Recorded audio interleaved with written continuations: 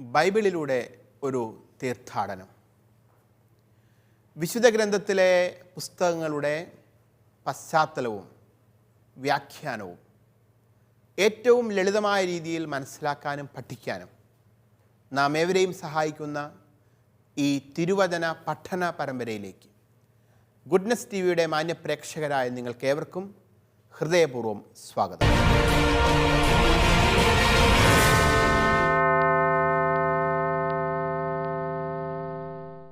പഴയ നിയമത്തിലെ ചരിത്ര ഗ്രന്ഥങ്ങളിൽ ഒന്നായ യഹൂദരുടെ അഭിമാനമായിരുന്ന ഒരു വനിതാരത്നം യൂദിത്തിൻ്റെ പേരിലുള്ള യൂദിത്ത് എന്ന ഗ്രന്ഥമാണ് നാം ഇപ്പോൾ പഠനവിധേയമാക്കിക്കൊണ്ടിരിക്കുന്നത്. ഈ ഗ്രന്ഥത്തെ പഠിക്കുമ്പോൾ അടിസ്ഥാനപരമായി നമുക്കുണ്ടാകേണ്ട ചില ആമുഖമായ അറിവുകളെക്കുറിച്ച് കഴിഞ്ഞ ക്ലാസ്സിൽ ഞാൻ നിങ്ങളോട് പങ്കുവച്ചു. കഴിഞ്ഞ ക്ലാസ്സിൽ തുടർച്ചയായി ഏതാനും കുറച്ച് ആമുഖമായ കാര്യങ്ങൾ കൂടി വിശദീകരിച്ചതിന് ശേഷമായിരിക്കും നമ്മൾ പുസ്തകം വായിച്ച് അതിൻ്റെ വ്യാഖ്യാനത്തിലേക്ക് പോകുന്നത്.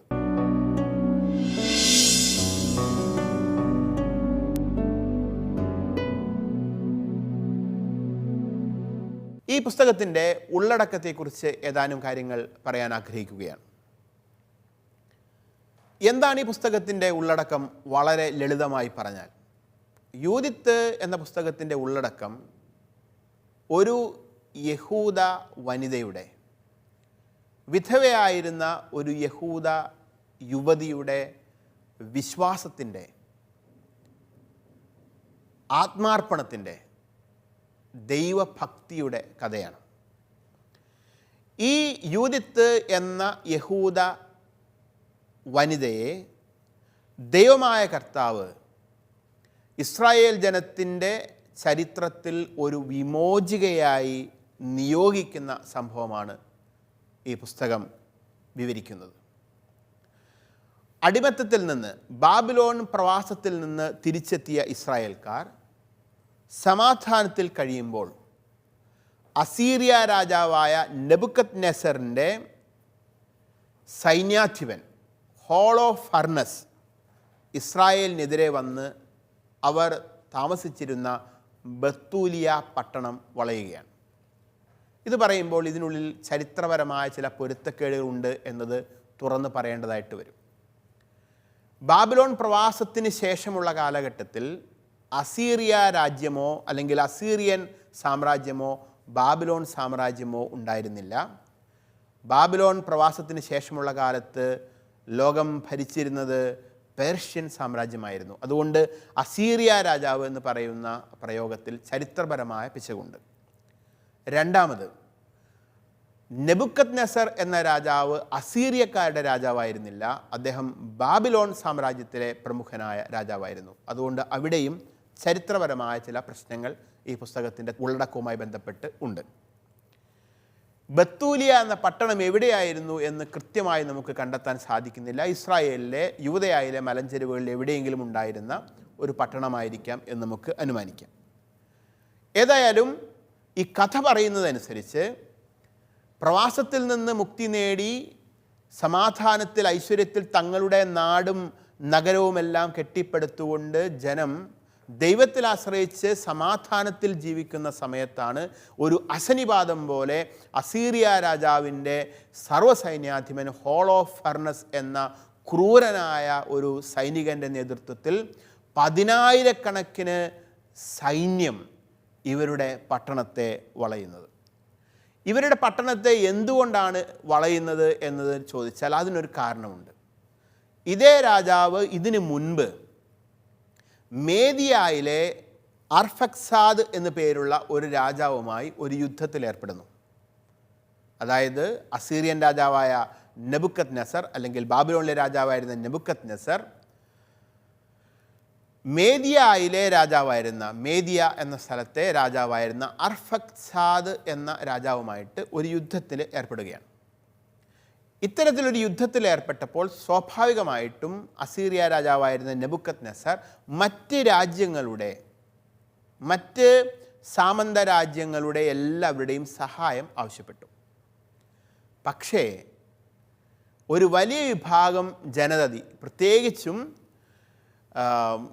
കാനാൻ ഉൾപ്പെടുന്ന ഭാഗത്തുണ്ടായിരുന്ന വിവിധ രാജ്യങ്ങൾ, അമ്മോൻ, മൊവാബ്, കാനാന്യർ, ഇങ്ങനെയുള്ള രാജ്യങ്ങളെല്ലാം നെബൂഖദ്നേസർ രാജാവിൻ്റെ അധീശത്വം അംഗീകരിക്കാനോ അയാളെ സഹായിക്കാനോ ശ്രമിച്ചില്ല എന്ന് മാത്രമല്ല, അവർ അർഫക്സാദ് എന്ന മേദ്യ രാജാവിൻ്റെ പക്ഷം ചേർന്നു.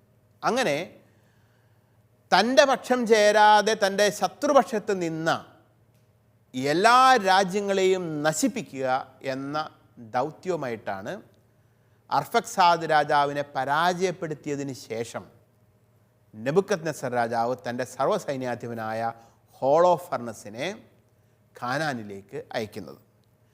അങ്ങനെ കാനാനിലേക്ക് പലസ്തീന ഉൾപ്പെടുന്ന ഭാഗത്തേക്ക് ഈ വലിയ സൈന്യം വരുന്നു. ക്രൂരനായ ഒരു സൈന്യ അധിപൻ്റെ നേതൃത്വത്തിൽ ഈ സൈന്യം വരുന്നു. അവർ അതിനിടയിലുള്ള മറ്റു പല രാജ്യങ്ങളെയും ഒക്കെ ആക്രമിക്കുന്നു, അല്ലെങ്കിൽ മറ്റ് രാജ്യങ്ങൾ അവരുടെ മുമ്പിൽ ചെന്ന് സമ്പൂർണ്ണമായിട്ട് നിരുപാധികം കീഴടങ്ങുന്നു. പക്ഷേ യഹൂദർ ഇത്തരത്തിൽ കീഴടങ്ങാൻ തയ്യാറായില്ല. അങ്ങനെ വരുമ്പോൾ ഈ ഹോളോഫർണസിൻ്റെ സൈന്യം യഹൂദർ താമസിച്ചിരുന്ന ബത്തൂലിയ എന്നു പേരുള്ള ഒരു പട്ടണത്തെ വളയുകയാണ്, ഉപരോധം ഏർപ്പെടുത്തുകയാണ്. അങ്ങനെ ഉപരോധം ഏർപ്പെടുത്തി നഗരത്തിലേക്കുള്ള ഭക്ഷണ വിതരണം പരിപൂർണമായി അവസാനിച്ചു. ഭക്ഷണത്തെക്കാൾ ഏറ്റവും അധികം ജനത്തെ ബുദ്ധിമുട്ടിച്ചത് 34 ദിവസങ്ങൾ നീണ്ടു നിന്ന ജലവിതരണ സംവിധാനം ഉപരോധിക്കപ്പെട്ടു, അല്ലെങ്കിൽ അത് നിർത്തലാക്കപ്പെട്ടു എന്നുള്ളതാണ്. പട്ടണത്തിൽ താമസിച്ചിരുന്ന ആളുകൾക്ക് കുടിക്കാൻ വെള്ളം പോലും കിട്ടാത്ത അവസ്ഥ വന്നു. സ്ത്രീകളും കുട്ടികളും യുവാക്കളൊക്കെ വെള്ളം കുടിക്കാതെ തളർന്നു വീണ് മരിക്കുന്ന ഒരവസ്ഥ വരുന്നു.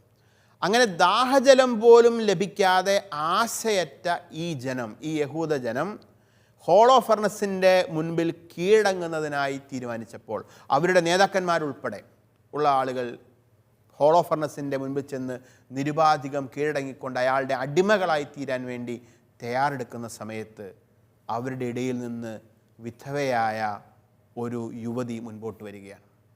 അവൾ പറഞ്ഞു, നമ്മൾ ഈ ദുഷ്ടനായ സൈന്യാധിപന് മുമ്പിൽ കീഴടങ്ങരുത്, ദൈവത്തിൽ ആശ്രയിച്ചുകൊണ്ട് നമുക്ക് ഇതിനെതിരെ നിൽക്കാനായി സാധിക്കണം എന്ന് പറഞ്ഞ് അവളുടെ ഒരു പരിചാരികയും കൂട്ടി ഹോളോഫർണസ് എന്ന് പറയുന്ന ക്രൂരനായ ഈ അസീറിയൻ സൈന്യാധിപൻ്റെ കൂടാരത്തിലേക്ക് കയറി ചെല്ലുന്നു. അയാളെ വശീകരിക്കുന്നു. അയാളുടെ തലയും വെട്ടിയെടുത്ത് അവൾ തിരിച്ച് യൂദായിലേക്ക് വരുന്നു. അങ്ങനെ അത്ഭുതകരമായ വിധത്തിൽ ഈ വലിയ ദുരന്തത്തിൽ നിന്ന്, ഒരു ജനം മുഴുവൻ മരണത്തിലേക്ക് പോകുന്ന ഒരവസ്ഥയിൽ നിന്ന്, ഒരു ശത്രുവിൻ്റെ അതിശക്തമായ ആക്രമണത്തിൽ നിന്ന് ബത്തൂലിയയിലെ യഹൂദ ജനം, ഇസ്രായേൽ ജനം രക്ഷ പ്രാപിക്കുന്നു. അതിനുള്ള കാരണം യൂദിത്ത് എന്ന ഈ വനിത, ഈ യഹൂദ വനിത കാണിച്ച ദൈവഭക്തിയും ആത്മാർപ്പണവും ധൈര്യവുമായിരുന്നു. ഇതാണ് ഈ കഥയുടെ, ഈ പുസ്തകത്തിൻ്റെ ഉള്ളടക്കം എന്നത്. അപ്പോൾ ഈ പുസ്തകത്തിൽ ഇസ്രായേലിൻ്റെ നേരെയുള്ള ദൈവപരിപാലനയെ ചിത്രീകരിക്കുന്ന ഒരു ഗ്രന്ഥമാണിത്. അതുകൊണ്ട് തന്നെ ഇതിലുള്ള ചരിത്രം എന്നതിനേക്കാൾ, ചരിത്രത്തിൻ്റെ വസ്തുനിഷ്ഠതയെ എന്നതിനേക്കാൾ ഈ പുസ്തകം അവതരിപ്പിക്കുന്ന സന്ദേശത്തിനാണ് യഹൂദർ പ്രാധാന്യം നൽകിയിരിക്കുന്നത്. ഒരുപക്ഷെ BC 538-നും 31-നും ഒക്കെ ഇടയിൽ നടന്ന ഏതെങ്കിലും ഒരു ചെറിയ യുദ്ധത്തിൻ്റെ പശ്ചാത്തലത്തിലായിരിക്കാം ഈ കഥ രൂപപ്പെട്ടിരിക്കുന്നത്. അതുകൊണ്ട് തന്നെയാണ് ഞാൻ നേരത്തെ സൂചിപ്പിച്ചതുപോലെ സ്ഥലകാലങ്ങളെക്കുറിച്ചുള്ള പല വിവരണങ്ങളും ചരിത്ര സാക്ഷ്യങ്ങളുമായിട്ട് നേരിട്ട് ബന്ധപ്പെടുന്നില്ല, പൊരുത്തപ്പെടുന്നില്ല. അതുകൊണ്ട് ഈ പുസ്തകത്തിൽ പറഞ്ഞ കാര്യങ്ങളെല്ലാം ചരിത്രമാണ് എന്ന് പരിപൂർണമായി നമുക്ക് പറയാൻ സാധിക്കുകയില്ല. പക്ഷേ ഇത് ഒരു ഫിക്ഷനും ഫാക്റ്റും കൂടി ചേർന്ന ഒരു ഫാക്ഷൻ എന്ന് പറയുന്നത് പോലെ കുറച്ച് ഭാഗം കഥാകാരൻ്റെ, ഇത് എഴുതിയ വ്യക്തിയുടെ ഭാവന, അതോടൊപ്പം വലിയൊരു ഭാഗം ചരിത്രം, ഇതെല്ലാം കൂടി ചേർത്ത് ദൈവത്തിൽ ആശ്രയിക്കുന്നവരെ ദൈവം കൈവിടുകയില്ല. അതിനായി സ്ത്രീകളെ, വിധവകളെപ്പോലും ദൈവം തൻ്റെ ശക്തിയുടെ ഉപകരണങ്ങളായി രൂപാന്തരപ്പെടുത്തും. പ്രതിസന്ധികളിൽ ദൈവത്തിൽ ആശ്രയിക്കുന്ന ജനങ്ങൾക്ക് അവിടുന്ന് വിജയം നൽകും. ഈ ഒരു സന്ദേശം ജനത്തിന് കൊടുത്ത് അവരെ ഉത്തേജിപ്പിക്കുക എന്നതാണ് ഈ ഗ്രന്ഥത്തിൻ്റെ പ്രധാനപ്പെട്ട ലക്ഷ്യം. യൂതിത്തിൻ്റെ ഗ്രന്ഥത്തിൻ്റെ ഘടന എപ്രകാരമാണ്? വളരെ ലളിതമായി നമുക്ക് പറയാം. 16 അധ്യായങ്ങളുള്ള ഈ പുസ്തകത്തെ നമുക്ക് 2 ഭാഗങ്ങളായിട്ട് തിരിക്കാൻ സാധിക്കും.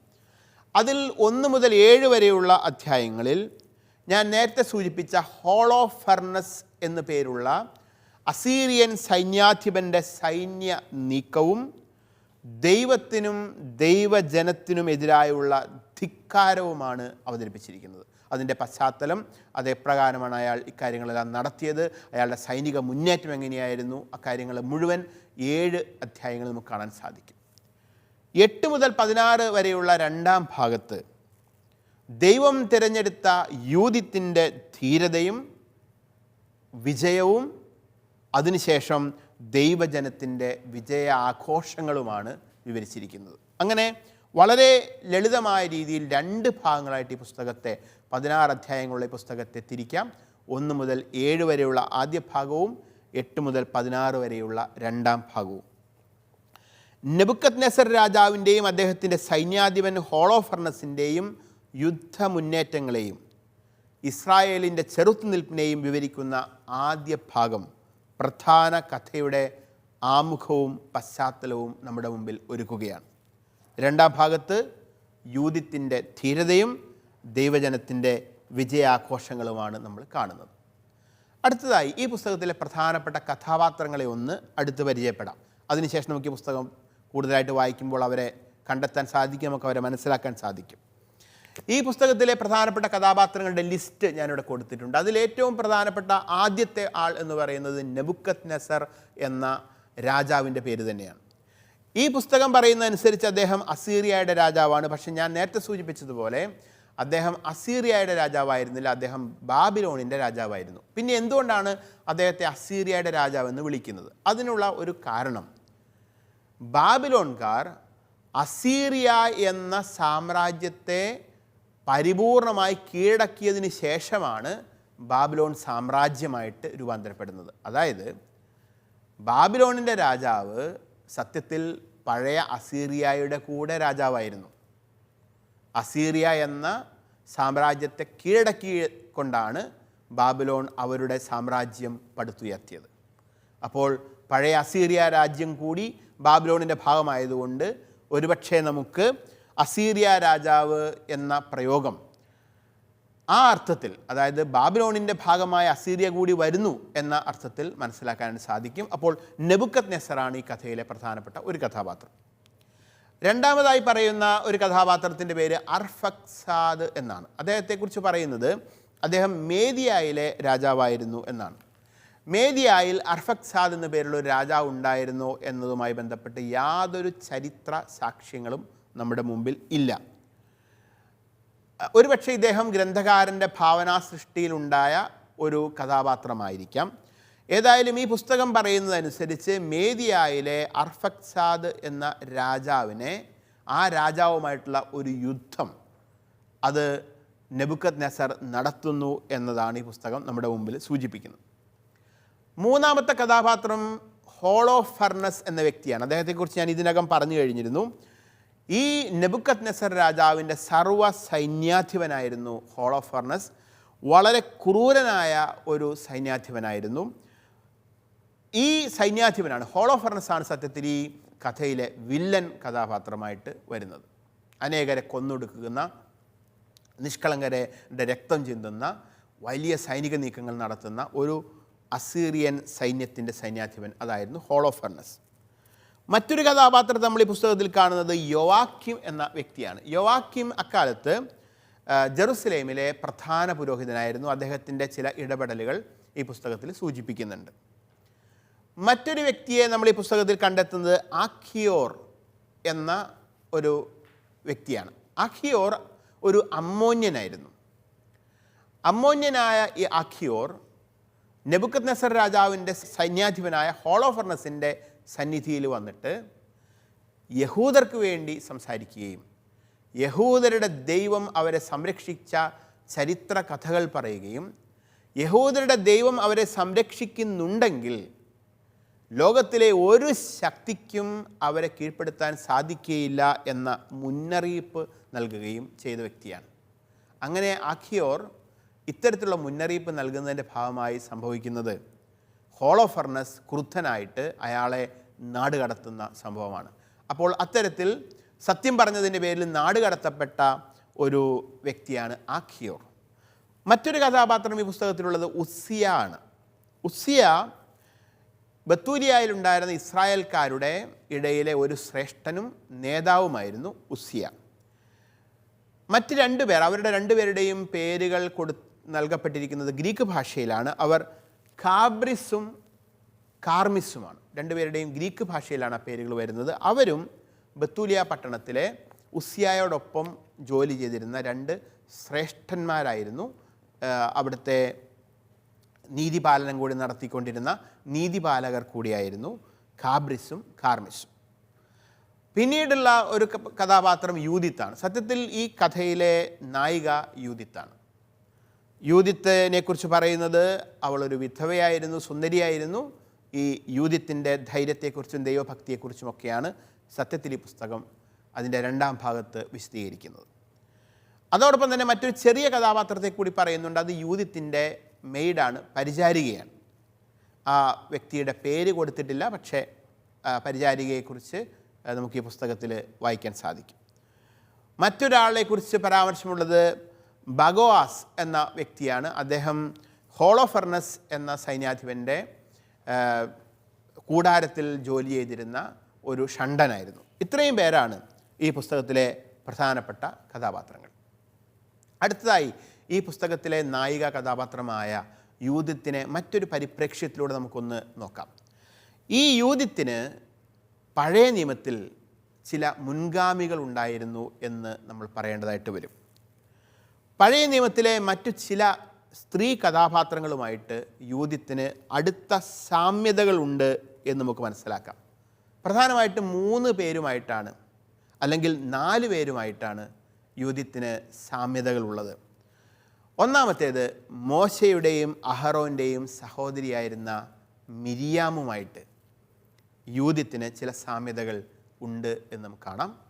രണ്ടാമതായി ന്യായാധിപരുടെ പുസ്തകത്തിൽ പരാമർശിക്കുന്ന 2 സ്ത്രീകൾ, ദെബോറ എന്ന ന്യായാധിപയും പ്രവാചികയുമായിരുന്ന സ്ത്രീയും ജായേൽ എന്ന സ്ത്രീയുമായിട്ടും യൂദിത്തിന് ചില സാമ്യതകളുണ്ട് എന്ന് വായിക്കുമ്പോൾ നമുക്ക് മനസ്സിലാവുന്നുണ്ട്. മൂന്നാമതായി ആബേൽ ബേത് മാഖ എന്ന സ്ഥലത്ത് ദാവീദ് രാജാവിൻ്റെ ഭരണകാലത്ത് ഉണ്ടായിരുന്ന ഒരു വിവേകമതിയായ സ്ത്രീ, അവരുടെ പേരറിയില്ല എങ്കിലും ആ സ്ത്രീയുടെ ചില ഇടപെടലുകളും യൂദിത്തിൻ്റെ ഇടപെടലുകളും തമ്മിൽ വലിയ സാമ്യതകളുണ്ട് എന്ന് നമുക്ക് മനസ്സിലാക്കാൻ സാധിക്കും. ഞാൻ ഈ 3 പേരെക്കുറിച്ചും അല്ലെങ്കിൽ ഈ 4 സ്ത്രീ കഥാപാത്രങ്ങളെക്കുറിച്ചും ഒന്ന് ചെറുതായിട്ട് വിശദീകരിക്കാം.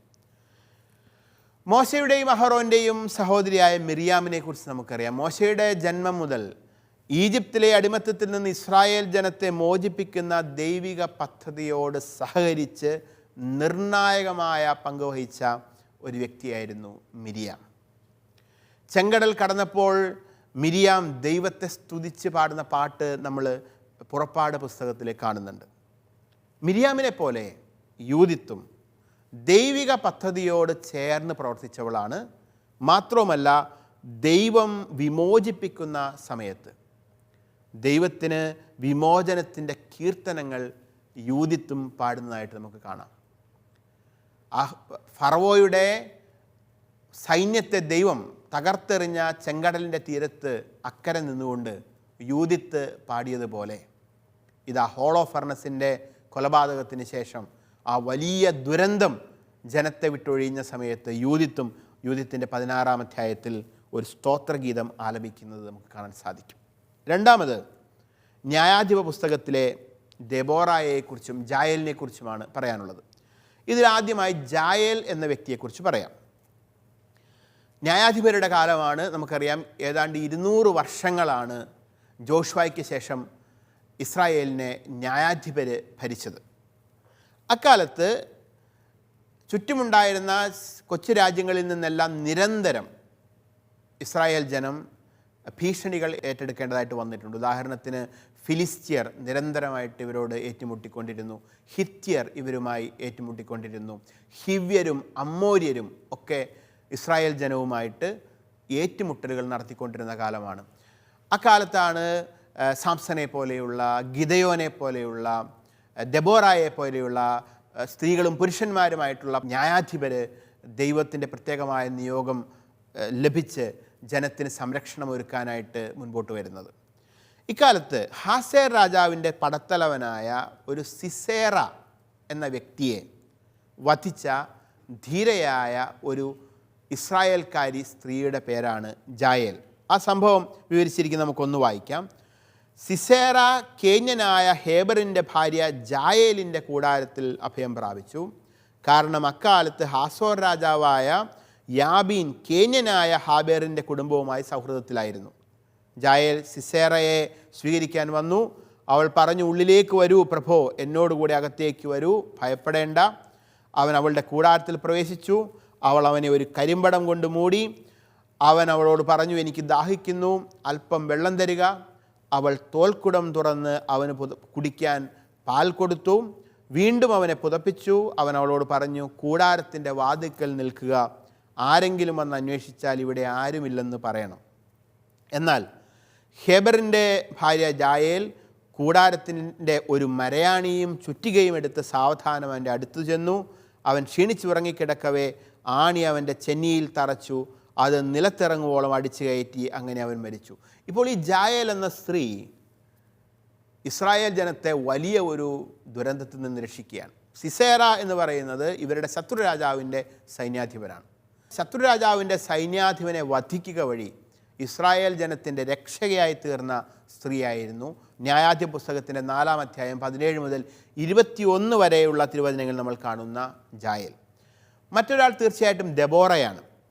കാനാൻ രാജാവായ യാബിൻ്റെ അടിമത്തത്തിൽ നിന്ന് നിസ്സഹായരായിരുന്ന ഇസ്രായേൽ ജനത്തെ രക്ഷിക്കാനായി ധൈര്യപൂർവ്വം കടന്നു വന്ന പ്രവാചികയും ന്യായാധിപയുമായിരുന്ന സ്ത്രീരത്നമായിരുന്നു ദെബോറ എന്ന് നമുക്കറിയാം.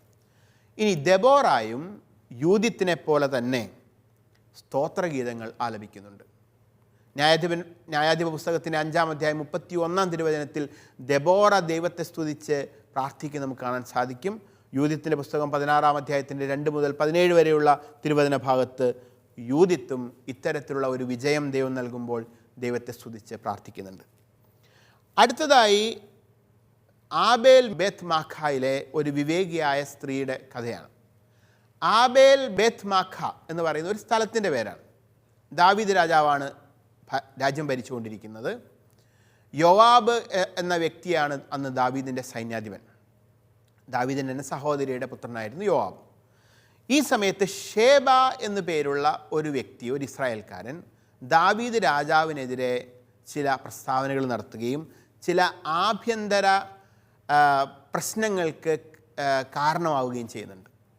അങ്ങനെ ആഭ്യന്തരമായി രാജ്യത്തിനുള്ളിൽ ചില പ്രശ്നങ്ങൾ ഉണ്ടാക്കാനായിട്ട് ഷേബ എന്ന വ്യക്തി ശ്രമിക്കുന്നതിനിടയിൽ ഈ ഷേബയെ പിടിക്കാനായിട്ട് ദാവീദിൻ്റെ സൈന്യം മുൻപോട്ട് വരികയാണ്. ഈ ഷേബ ഈ സമയം ആബേൽ ബേത്ത് മാഖ എന്ന സ്ഥലത്ത് വന്ന് അവിടെ ഒളിച്ചിരിക്കുകയാണ്. ഈ സമയം എന്ത് സംഭവിക്കുന്നു നമുക്ക് നോക്കാം, വായിച്ചു നോക്കാം. ഷേബ എല്ലാ ഇസ്രായേൽ ഗോത്രങ്ങളുടെയും പ്രദേശങ്ങളിൽ കൂടി കടന്ന് ആബേൽ ബേത്ത് മാഖയിൽ എത്തി. ബിക്രിയുടെ കുലത്തിൽപ്പെട്ടവരെല്ലാം ഒരുമിച്ചുകൂടി പട്ടണത്തിലേക്ക് അവനെ അനുഗമിച്ചു. യോവാബിൻ്റെ അനുയായികൾ ആബേൽ ബേത്ത് മാഖ വളഞ്ഞു. പട്ടണത്തിന് നേരെ അവർ ഒരു മൺതിട്ട ഉയർത്തി മതിൽ ഇടിച്ചു വീഴ്ത്താൻ തുടങ്ങി. അപ്പോൾ വിവേകവതിയായ ഒരുവൾ പട്ടണത്തിൽ നിന്ന് വിളിച്ചു പറഞ്ഞു, കേൾക്കുക, ഞാൻ യോവാബിനോട് സംസാരിക്കേണ്ടതിന് അവനോട് ഇങ്ങോട്ട് വരാൻ പറയുക. യോവാബ് അവളുടെ അടുത്ത് ചെന്നു. നീ യോവാബാണോ? അവൾ ചോദിച്ചു. അതെ, ഞാൻ തന്നെ. അവൻ പറഞ്ഞു, നിന്റെ ദാസി പറയുന്നത് ശ്രവിച്ചാലും. അവൾ അപേക്ഷിച്ചു. ഞാൻ ശ്രദ്ധിക്കുന്നു, അവൻ മറുപടി പറഞ്ഞു.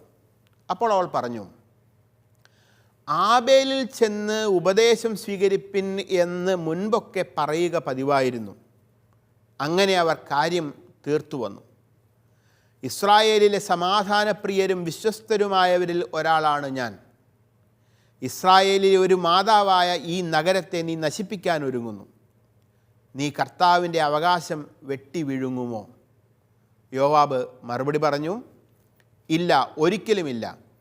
നിങ്ങളുടെ പട്ടണം നശിപ്പിക്കുകയോ തകർക്കുകയോ ചെയ്യുകയില്ല.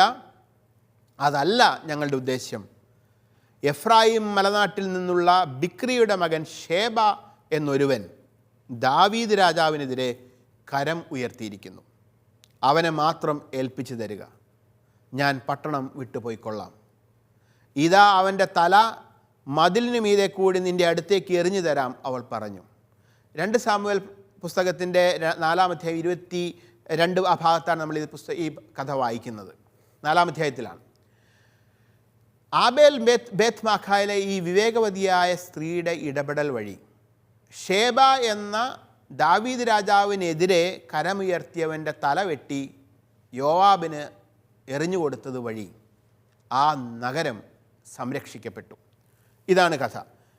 അപ്പോൾ ഷേബ എന്ന നിഷേധിയുടെ തല കൊയ്തെടുത്ത് ആബേൽ ബേത്ത് മാഖ എന്ന പട്ടണത്തെ വിനാശത്തിൽ നിന്നും രക്ഷിച്ച വിവേകമതിയായ സ്ത്രീയും ഹോളോ ഫർണസിൻ്റെ സന്നിധിയിലുള്ള യൂതിത്തിൻ്റെ വിജ്ഞാനപൂർവമായ ഇടപെടലും സംഭാഷണവും ഒക്കെ തമ്മിൽ വലിയ സാമ്യതകൾ നമുക്ക് കാണാനായിട്ട് സാധിക്കും. അടുത്തതായിട്ട് യൂതിത്തും പരിശുദ്ധ കന്യകാമറിയവും തമ്മിലും ചില സാമ്യതകൾ നമുക്ക് കാണാൻ സാധിക്കും. അതിനെക്കുറിച്ച് അടുത്ത ക്ലാസ്സിൽ വിശദീകരിക്കാം.